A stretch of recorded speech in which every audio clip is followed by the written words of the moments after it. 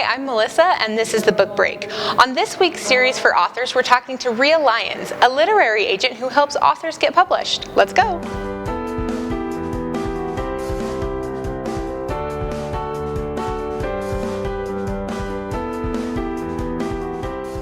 All right, like I said, I'm here with Rhea Lyons, and Rhea, you are an agent, and we're super excited to get tips from you. Thanks. So HG Literary is your agency that you're with, and tell us, when you are hearing authors and potentially accepting new ones, what are you looking for?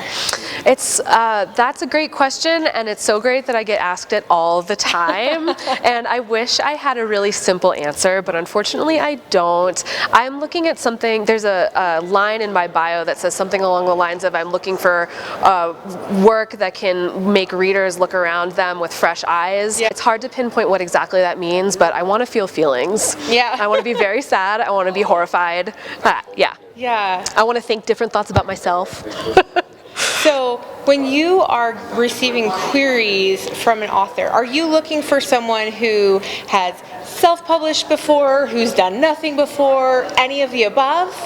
Any of the above. And I will be totally honest, this is my dirty secret, but when I get a query, I look at the title, I look at the first line, and then I skip down to the bio. A lot of agents don't do that. A lot of agents, actually I can't speak for what other agents do, but that's what I do first because it helps me sort of craft the placement of where this book could be in the book ecosystem that's out there. And once I see how you've portrayed yourself as an author, then I go back and read what your book's actually about. Oh, that's a great tip. Yeah. So when someone is looking for an agent, are you all specific to a certain genre, or are you doing multiple genres? How does that work out? So every agency has a different infrastructure and a different assemblage of agents that hopefully complement each other. There are some agencies where agents compete, and there's always going to be a little bit of competition over a book that's like hands down amazing for reasons that we can't explain. But at my agency, I'm sort of the more commercial reader, which means I kind of tend to prioritize plot and character a little bit more over voice. But again, these are not hard and fast rules, which can be frustrating. I understand. But yeah, I do anything that catches my eye. I mean, I really like stuff that's hardcore genre. But then again, I also represent some authors that are straight up literary voices whose books defy genre. So yeah.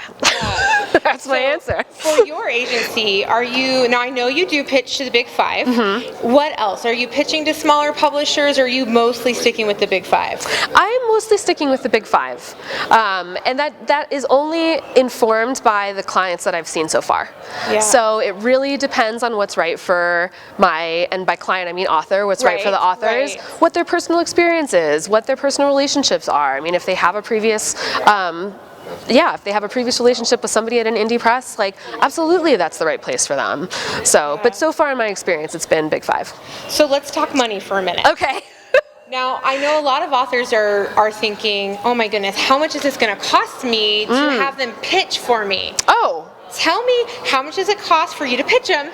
And what about when you land them a deal? Okay, so that's an interesting question. It doesn't cost any extra for me to do anything for any author. I get 15% of your sales. Straight commission. Straight commission. So I don't get paid until you get paid, no matter what. I don't get paid to edit your work before I put it on submission. I don't get paid to revise your query letter. I don't get paid anything until your book sells. And then I get 15% of everything. Yeah. Every subrite, every new deal, everything. And that's pretty standard across the board. Yeah, it's pretty standard. I mean, I've heard horror stories of other agents out there that don't do that or do slightly different or charge for certain things. Beware, beware, beware. Yes. Don't do it.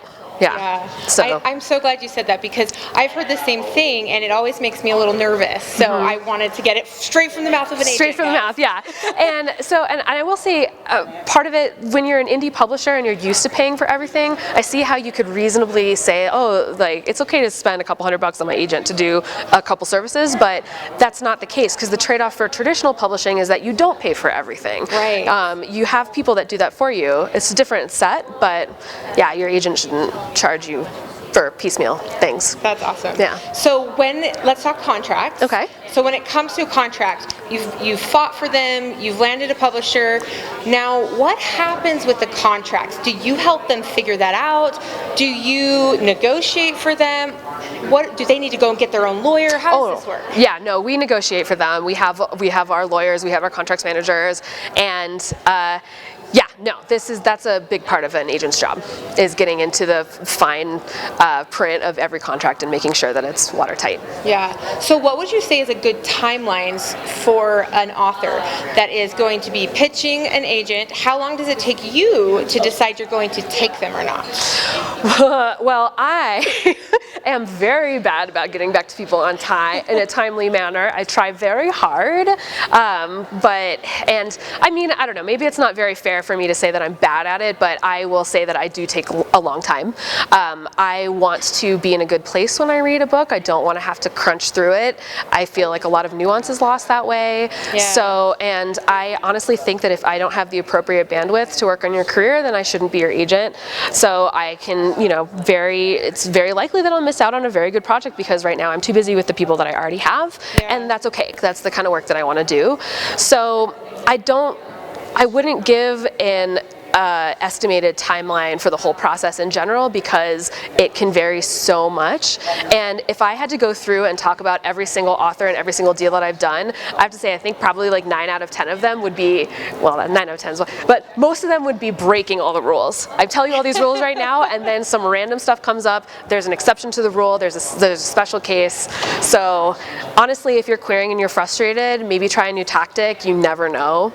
You never know. Yeah. And so last thing, tip for our authors, if they want to query you, what are your your query must have A, B, C?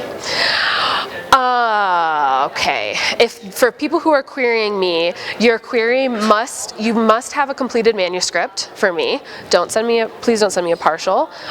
Mostly because then if I get excited and then I see that it's not finished, then I get very unexcited. Yeah. I need your bio. I need you to have I don't need this, but I like to have the first line be very punchy, like an elevator pitch. Yeah. I like to use that to sort of read between the lines to see whether or not you know how to talk about your work kind of from a distance, which I think is really important as well. So, yeah, I hope that helps. That's great. Do you have any last tips for authors or potential authors? Keep going. Sometimes the story that you're writing right now that you fully love just means the world's not ready for it yet. Don't stop just because you've gotten rejections. Don't stop because people say that you're writing a book that can't sell. Maybe that's the book that you absolutely have to write. Yeah. Well, thank you so much for sharing your information and being here with us. My pleasure. All right. Well, thanks for being with us on the Book Break. We'll see you next time.